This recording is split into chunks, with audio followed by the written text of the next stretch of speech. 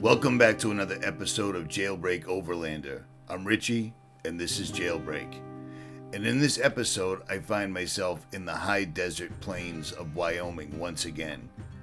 Driving alone in dirt, dust, incredibly arid land, looking for wildlife, buffalo, antelope, anything. And didn't really have all that much luck. And then strangely, in the middle of the high desert, I come across this large body of water. Didn't know what it was, started looking into it a little bit, and found out it had a pretty incredible story that went with it that most people would never know. So I found my pictures of the wildlife, and that was cool. But the story that I uncovered from the locals and from history was even more incredible. It's about the most dangerous railroad track in America you've never heard of. You're gonna want to sit back, relax, and check this out.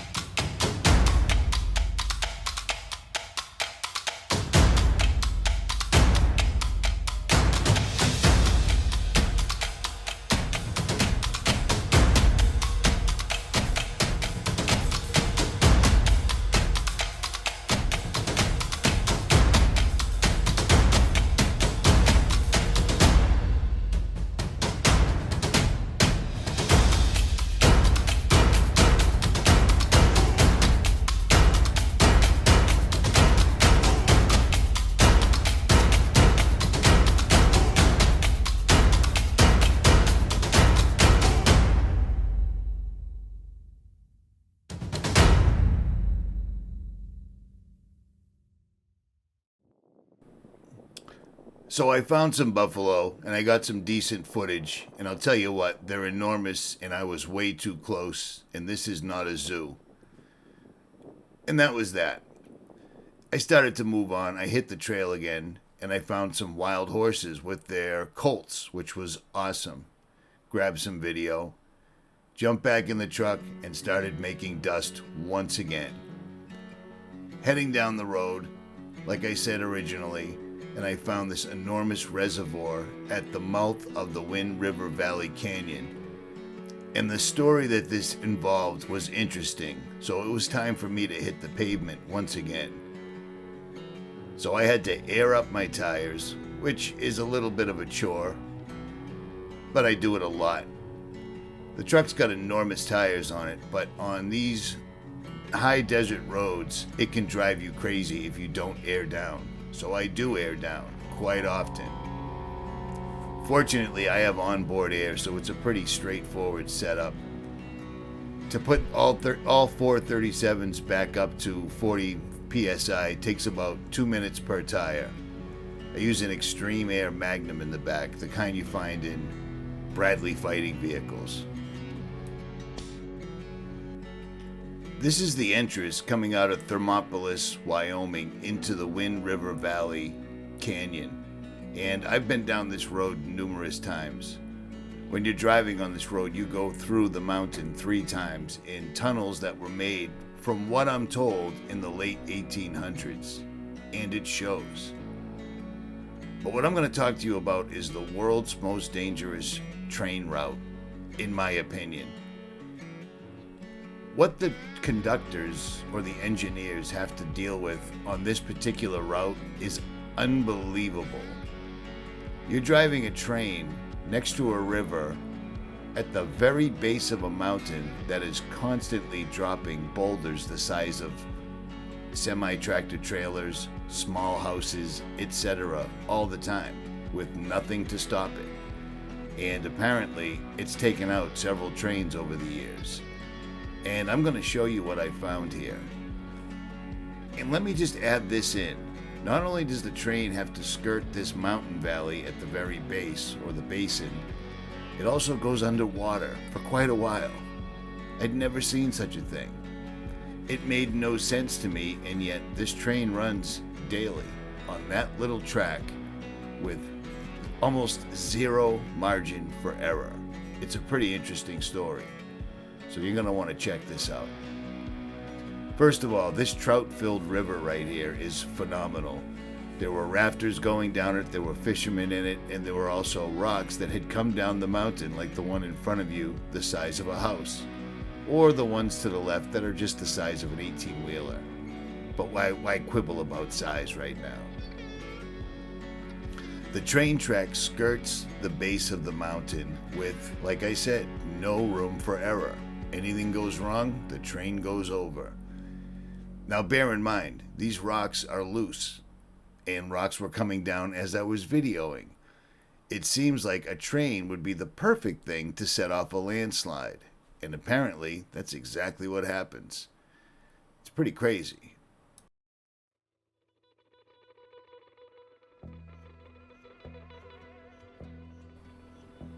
Just looking up the mountain, you can see enormous slabs. This slab is probably 100 feet tall that are already broken away and are dropping large boulders absolutely everywhere. The side of the mountain was littered with rocks everywhere that make their way down. It is what it is. It's gravity in full effect, and it comes raining down on the train track. The trees up there are pretty scarce. That would be the only thing that would help keep the rocks from falling down. But again, they still come cascading down whenever they want. And not even mentioning snow. I wasn't there when there was a snowpack up there, but that is a thing. The train track is a single track, and it goes through the mountain several times in this valley, and I will show you the late 1800s, early 1900s tunnels that they built. I'll show you that in depth. I got really into the tunnels when I saw them. You've got your standard bridges, again, no room for error whatsoever, that go for long stretches. But this one valley, the train has to go over this bridge through several 100-plus-year-old tunnels that are exactly as they were when they were built 100-plus years ago, and then it goes underwater. So it's a pretty precarious route, and there's been lots of disasters over the years. But the entire thing is just utterly beautiful. Utterly beautiful, as long as you're not a train conductor.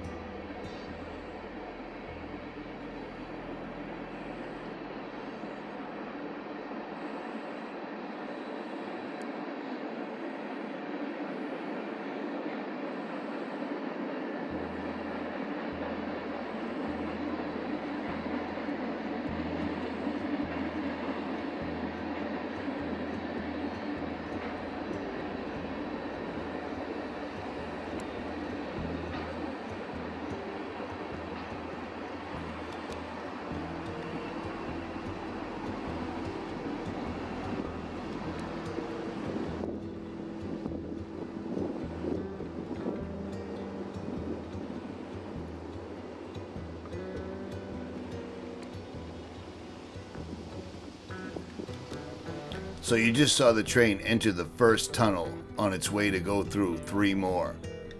This is the tunnel on the roadside, and they are exactly as hand-built by somebody back in the 1800s. The road is divided from the track by the river. The river is moving. Sometimes it's deep, sometimes it's fairly shallow, but it's always filled with fishermen, trout, rafts, and rocks.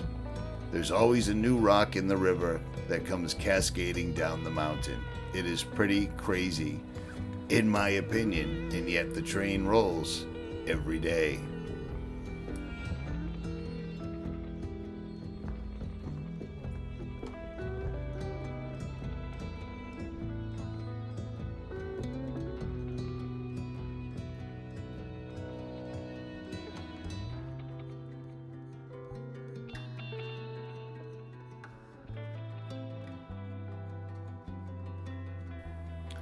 So you'll notice everywhere there are enormous piles of rocks. These are from landslides, rock slides, whatever you want to call them. But on top of this one is an original tunnel made back in the either late 1800s or very early 1900s. Trying to get history on this was almost impossible, and I tried. But just looking at all of it, it's beautiful and rustic and old-timey, and yet it still has a modern-day train going through it, delivering supplies to Wyoming every single day. So when you pick up parts for your car, or you stop into Walmart, or you grab anything from the store, the lumber yard, a train made this trek through this original tunnel right here. Those are the original timbers, the original hardware, etc., etc. And that small roof on top of it is all that protects the train when a boulder happens down. And as you can see with your own eyes, boulders happen down an awful lot. I thought these tunnels were phenomenal. Like, I build things, so when I look at them, I think of ways I could have built it better or worse. It's hard to tell. But these are the real McCoy. Cowboys and Indians were looking at this at one point, just like I am right now, just like you are right now. And again, the train has to pass through 3 of these. And on the roadside, when you're driving, you pass through 3 of these as well. And they are rough. It's not smooth concrete walls inside like we're used to in the city with lights. It's exactly as they built them back in the day. It's pretty amazing that they've stood the test of time the way that they have.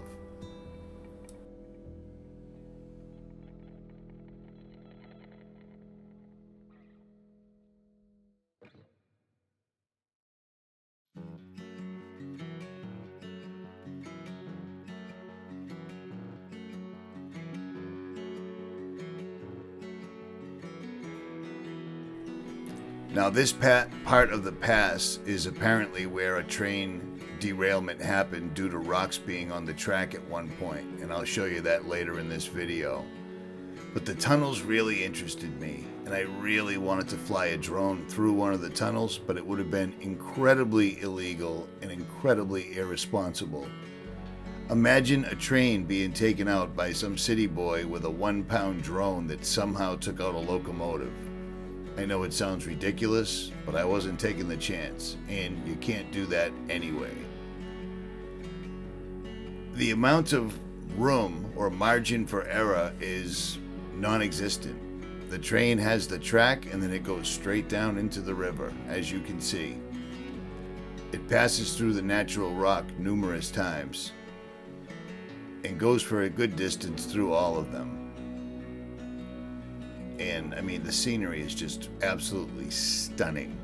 The first time I came down this road, I had never heard of it or seen it before, like most people haven't. And I was awestruck. I found myself down here about 6 more times, and I just kept filming and filming and filming.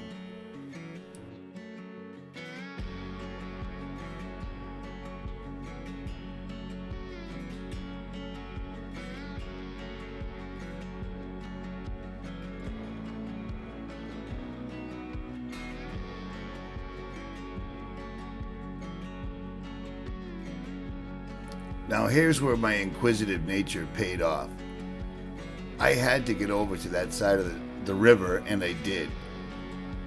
And I didn't know what I was looking for, and I stumbled exactly on the best break of this entire video. These tunnels that the train passes through weren't the first try. Apparently they had tried to make a tunnel a little bit higher up the mountainside, and it didn't work out. And here it is right here. And this is you have to climb up here to get to this. So instead of doing that, I flew a drone up there. And I couldn't believe my good luck. You can see that it's caved in a couple of times over the years, but I was able to get really good, detailed video footage of it with the drone. And then I thought to myself, I can't even see the drone, so why not try to fly the drone all the way through this tunnel that I can't see the other side of? Sounds like a terrible idea, right? Well, I was married once, so terrible ideas aren't new to me. And I did indeed go for it. I can't see the drone. I know where it is generally because I can see the screen. I can see what the drone sees. But I had to try to fly through this. So I did. This was amazing. Now bear in mind, this looks really small inside, but it's enormous. I don't understand how the camera is lighting up inside the tunnel, but it is. And I don't understand why it looks so small, but it does. And I couldn't believe I successfully flew the drone blind through this tunnel over the landslide. Didn't hit the walls, didn't hit the ceiling, didn't hit the rocks, and made it out. When I started going through there, I basically committed to the fact that the drone would indeed be lost, and somehow it wasn't. But you know what? That just wasn't good enough. I had to find a way to get up there and videotape this with one of my cameras. So I did. Now, I'm jumping over this fence, but that's because I already talked to the one guy who actually lives way back there. That's the gate to his house. And he said, I'm heading out, I'm closing the gate, but have at it. Next time you're up here, grab some coffee. And he actually followed my other YouTube channel, which was crazy, Richie from Boston, which has now been taken off of YouTube because they don't like things that I say. But I digress. The wind coming through this tunnel was unbelievable. And this is the same tunnel you just saw the drone fly through, and it's massive because it was originally built to fit a train. Now I'm climbing through here. It's freezing. It's unbelievably windy. And it's dark. So I pull out the Canon EOS R6 and a night core flashlight. And I assumed that it would be full of bats and whatnot, but it was too cold for bats apparently. But there was bat guano or bat shit all over the place, and it stinks. It smells like ammonia. Those rocks are at least 2 foot in diameter. They're enormous. When you see me come out of here, you'll understand how big this is. Again, it was made for a locomotive. It had caved in a couple of times, and there wasn't much in here. Some animal bones, tumbleweeds, and lots of large, old, antiquated timbers. But to me, it was amazing. And the other thing that's amazing is somebody built this probably with hammer and chisel, or large hammer and chisel, or some sort of a steam-powered drilling apparatus. But the railroads weren't particularly kind people. These were the original Bill Gates and Elon Musks of the world, and money was more important than the people building these tunnels. If you've ever heard the expression, you don't have a Chinaman's chance in hell, back in the day, that came from sending a Chinaman into a tunnel to light the wick of the dynamite to blast the rock out of the way to make tunnels. You light the wick, and you don't have a Chinaman's chance in hell of making it out of the tunnel before the dynamite goes off. So there's your little history lesson for the day. There was tons of bat guano on the ground, but no bats whatsoever at all. And I was going through sensory overload looking at all this stuff with nobody around and the wind just blowing through at a good 40, 50 miles an hour. Some old timbers laying there. It's just amazing. I love this stuff.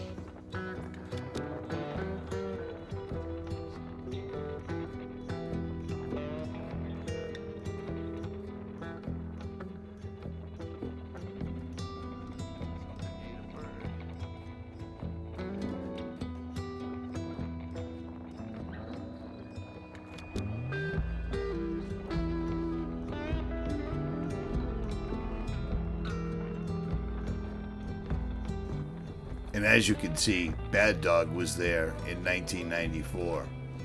I was tempted to carve my name in the side, but I didn't, just out of respect for the history. Now this is the other side of the tunnel, the one that I originally flew the drone in through this side. And the wood, the entrance, it was in really, really good shape for wood that was over 100 years old. There were thousands of swallow nests up top that make their nests out of mud. I don't know exactly what their names are, but this is the original cave-in. There's another one in the middle and another one at the end, and it could have been done purposefully. The landowner told me that this was built in the late 1880s, and seeing how he's the only person that lives back there in that entire valley, the one dude that lives there, I'll take his word for it. Again, Ron, I appreciate you letting me back there if you happen to watch this video.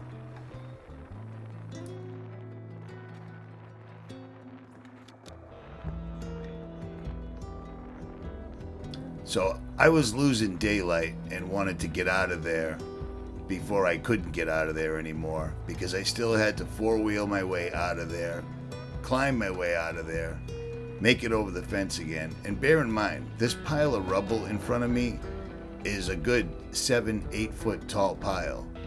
The camera doesn't show how big it is, but it's enormous. It's over my head. I climbed out of there,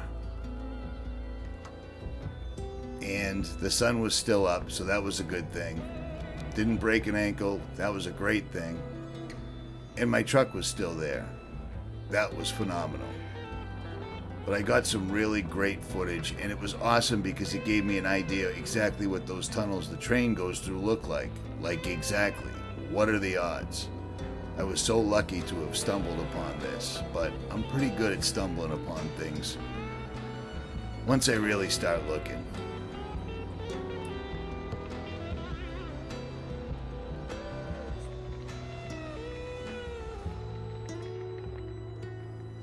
It's crazy how nice and small and tight and neat it looks through the eyes of the drone. But you just saw me walk through there with a regular 35mm camera, and it's entirely different. I just find it strange the way the drone frames it. At any rate, I put an RFB sticker on his gate for him. There was a bunch of other stickers, and made my way out of there, leaving a light footprint, putting the trash in my pocket. And I couldn't help but notice another pile of bones. Wyoming has piles of bones everywhere. Don't lay down too long enough in Wyoming. Something will eat you. So this is what the train goes through. and I just showed you the other version of it.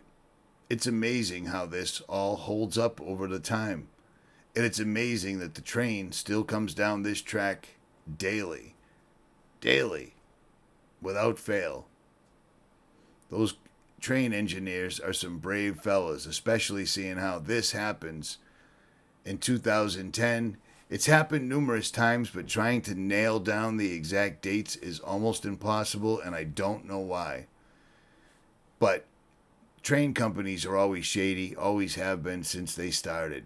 They're just like the oil barons, the gold guys, etc., etc. But even though this happens more than it should, the train still runs every day.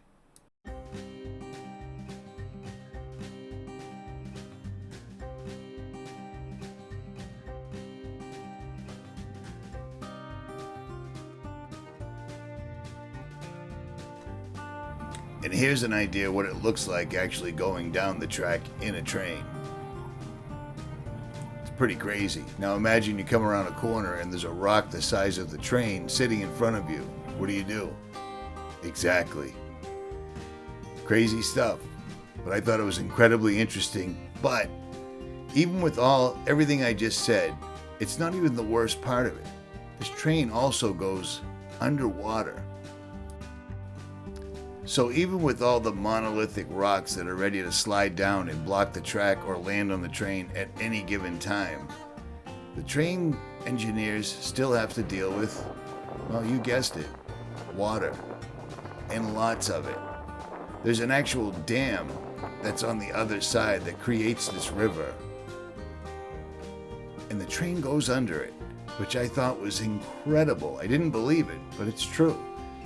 Trying to get good footage was difficult because there's a power plant, because there's a dam, so I didn't want to break any laws, but I got the best footage I possibly could.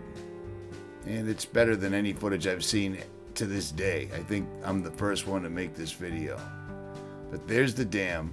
The train goes under this entire landmass, all the way under this road, under the water. There's an air vent. Those are every now and again. And it comes out the other side of the valley, so it's no longer in the mountain range. And then it heads back out into the high desert, dodging buffalo and antelope and whatever else jumps in front of trains in the middle of the desert for no reason, but things do. It was amazing, and it wasn't even something I was looking for, but I thought it was phenomenal, and I wanted to get it on video and tell you the story as I was told the story, basically. It's pretty amazing stuff. Getting a massive train through a valley the most precarious way humanly possible. And for almost 150 years, that's just what it's done. Now, if anybody listening happens to own a train line and your feelings are hurt because I called you an oil baron or a robber baron, it is what it is. You helped join the country together, but you also put a lot of people's lives at risk for profit. Yeah, I just said that. What a dick. It's beautiful out here if you can deal with the heat, dust, snakes, spiders, scorpions, long, desolate roads with nobody else on them. I can. You probably could too. Or maybe you couldn't. I don't know. There's beauty absolutely everywhere. If you look for it, you will find it. These guys were really far away and they could still hear me. Or they knew I was there. I'm zoomed in with a zoom lens.